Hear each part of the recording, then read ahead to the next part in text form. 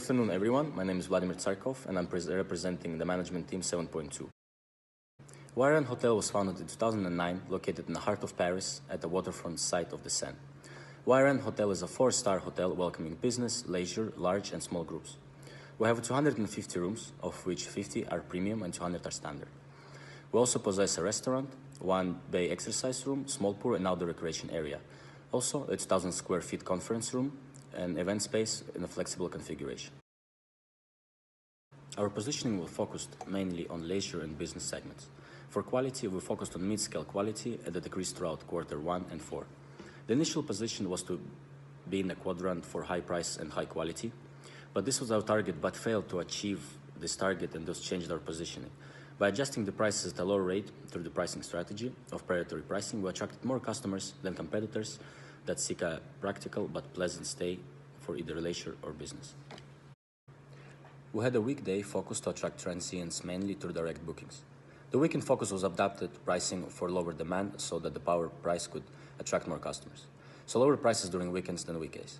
The pricing strategy allowed us to maintain a higher direct booking rate than competitors. Our objective for the year was to reach an average occupancy of 60%, on average RevPAR of 140, a total revenue of 10 million, and a net profit of 2 million, a GOP of 30%, and a total ROE of 7%.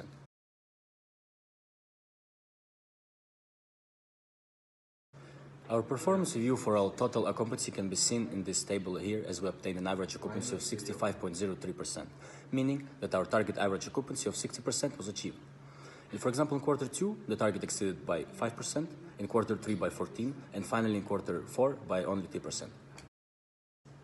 As for our performance review for the revenue per additional room, the average yearly RevPAR was $127. And our yearly target average of 140 was unfortunately not achieved due to ineffective pricing strategies in the first quarter. Hello everyone, my name is Daniel Lin from Revenue Management Team 7.2. Here we can see total revenue achieved throughout the year, which amounts to 12.6 million, accomplishing our target of 10 million. 92% of revenue was obtained through room sales and 8% of revenue through other departments. As for our net profit, we achieved second place among our competitive set with a total of $2.3 million. Our GOP achieved a total of 45.33%, which left us very happy, surpassing our yearly target by 15%. The total return on equity reached this year was 8.68%, with a monthly average of 0.74%. Our yearly goal of 7% was surpassed. Occupancy started strong and dropped in Q2, below the baseline during the months of March and May. Due to this, we decided to change our strategy to lower our average daily rate in July, which allowed us to experience a great increase in occupancy for the last 2 quarters. We're overall happy with results, as it can be seen that our revenue per available room always remained steadily above the baseline, demonstrating that we were far better than competitors. Here we can see our quarterly results, revenue and profit. Our revenue began with a very low total amount of 748,000 and with a poor net profit of 27,000. Our GOP was also at its lowest in Q1 with a total of 30.6%. The reason for these poor results was because we were still familiarizing ourselves with the market, but with a little bit of trial and error, our performance started becoming much better, which can be seen in Q2, where we reached a total revenue of 1 million and a net profit of 215,000 and a drastic increase of 17% in GOP, reaching a total of 47%. Our strongest months came in Q3, where we experienced our highest total revenue of 1.2 million, a total net profit of 326,000 and a GOP of 51.7%. As for the final quarter, we have a total revenue of 1 million, a total net profit of 213,000 and a GOP of 45.2%. The drop in results from Q3 were expected due to the low season, however still outperforming our first quarter and maintaining steady results in accordance to Q2, which we were overall very pleased with. Hi, my name is Anna Marin Chapuis, and this is Management Team 7.2. In this graph, we can clearly see our total revenue variance between our forecasted revenues and actual revenues. Throughout all the 4 quarters, with the exception of Q3, our forecasted revenue was higher than our actual revenue, much to our disappointment due to our over-forecasting. Our biggest variance can be seen in Q1, where our variance was up to 37%, causing a huge gap between our forecasted total revenue and our actual total revenue. As the next 3 quarters progressed, the variance between our forecasted and actual revenue lessened as we became more accurate and more experienced in forecasting our total revenue. We decided to take a different approach than our competitors with the request for proposal. As you can see in this table, we rejected all 4 months by setting a relatively high price while still experiencing a relatively high occupancy. The table shows how our offer was higher than the ADR for April, May, and November, but even though we had a much higher offer than our competitive set, we still maintained relatively high occupancy rates. The reason behind our lack of willingness to partake in the request for proposal will be explained more in depth in the following slide. As previously mentioned, we dealt with the RFP differently than our competitors. The reason being due to the group request being fully taken advantage of by competitors during the months of April, May, July, and November. We decided not to partake on the group rate on purpose because it would not be profitable, thus showing in this table a drop in market share in group bookings during the 4 months the RFP took place. We are overall very satisfied with the results in this graph because we remained above the baseline except for 2 out of the 4 months where the group proposal request was happening. We would like to especially highlight our best performing month for the groups, which was the month of September when there were no groups requests taking place, further demonstrating that we fare much better than our competitors even without accepting the RFPs with a relatively low price. This concludes our performance review for the YRN Hotel. We will now be following into our analysis and findings of the year's performance.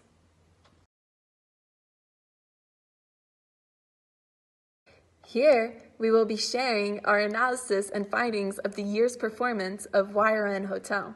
As we can see in the bottom right graph, our market share for the weekend occupancy is better than the market share for the weekday occupancy because of our pricing strategy. Our pricing strategy was to lower our prices on weekends to adapt to the low demand, which in return won us an increase in market share. We had a higher focus during the weekday on business travelers with bar rates, and then on weekends, we had a greater focus on large groups and guaranteed bookings due to our lower pricing strategy, which allowed us to maintain a stable demand for our rooms. The results can be seen in these graphs as our occupancy remained greater on the weekend than weekdays, as did our market share. Our average daily rate graph shows that we have lower rates during the weekends, which explains the reason behind a higher ADR throughout the weekdays than the weekends. In this graph, we can see where we attained our revenue mix through all the different segments. Throughout all the 4 quarters, our revenue received per segment remained the same, with our bar standard being our highest source of revenue. In second place, being large groups as one of our main sources of revenue, and in third, our largest source of revenue came from guaranteed bookings. As discussed in the previous slide about our revenue percentage per segment remaining the same throughout all the 4 quarters, we decided to use this to our advantage and increase our prices in quarter 2, which resulted in an increase in revenue per segment in the following 2 quarters. Premium groups whose customers come from a wider variety of price and elastic segments are stable during the weekends and the weekdays. Focusing on a broader spectrum of clients helped us a lot to sustain and increase our occupancy and bring our hotel back to a much more profitable level. Therefore, these results made us very happy. Through our analysis and findings, 63% of our bookings are direct bookings, which make up the majority of all our hotel bookings, which is exactly what our hotel was aiming for. Second place of our bookings were done through the global distribution systems. This graph here demonstrates our effectiveness of managing distribution channels throughout all 4 quarters. We had a great focus on direct bookings for both weekend and weekdays, which is the reason behind why it makes up the majority of our bookings. The reason we focus on direct bookings is because of the high commission fees imposed by the other distribution channels, specifically OTA and wholesalers. The channel distribution costs of wholesalers can be up to 35%, so we had to adapt our room rates accordingly to the wholesalers with an increase of 35% compared to if a guest were to book directly with us, which is why wholesalers perform so poorly in our revenue mix. As for the case of OTAs, we made an educated assumption that our competitors would be investing heavily in OTAs, which in comparison we wish to invest in marketing and avoid battling in a market that is already so full. So to conclude with this slide, we really wanted to focus all of our bookings through direct bookings, and by doing so, we place a relatively very high room rate price through OTAs and wholesalers to ensure that our main source of bookings would be through direct and GDS.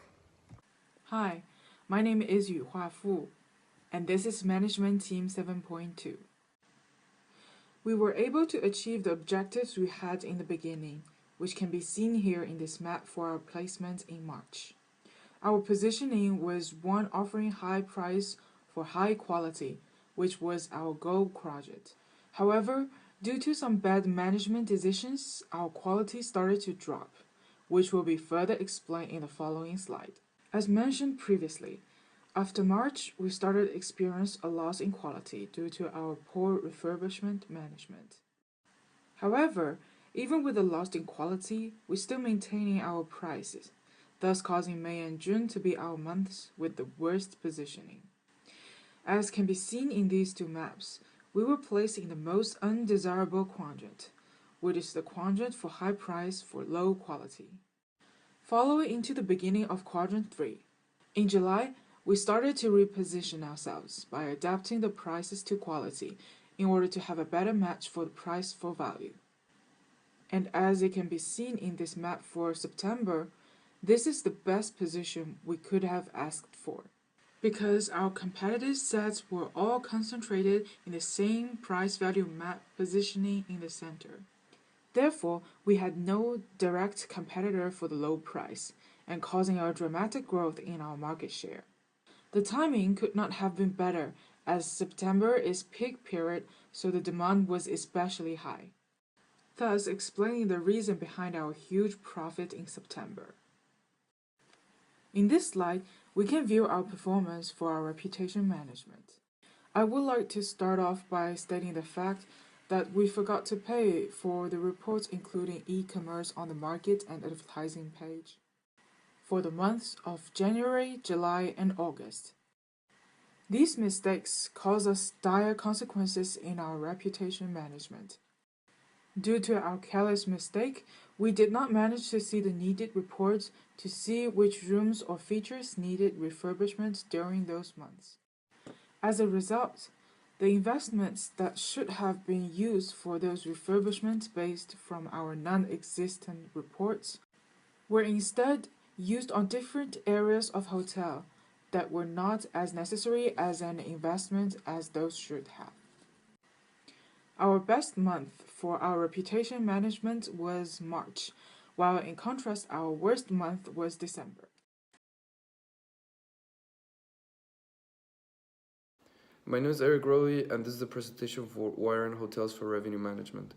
I will tell you the short-term recommendations that we have for Wire and Hotels. Our management team would like to give the Wire and Hotels some short-term recommendations and long-term recommendations to ensure better performance in the years to come. The most important short-term recommendation by far is to invest much more in marketing and ensure our monthly reports in order to not have reputation management mishappen again.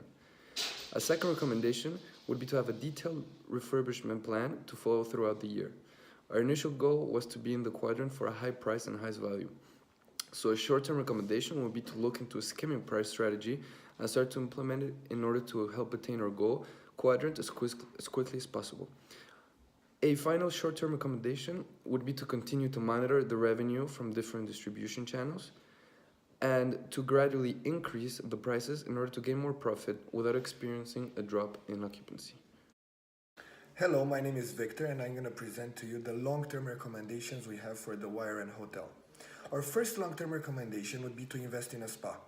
The reason we recommend a spa is because none of our competitors have a spa, so it would be a major competitive advantage for us in a city like Paris to have one.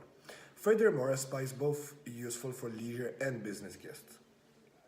We additionally recommend to invest in an executive lounge in the long term, as we only have one competitor who has an executive lounge and we want to keep up with the competitive pace and to ensure our market share. A third recommendation would be to focus more on increasing market share with premium booking and to maintain our bar standard booking market share.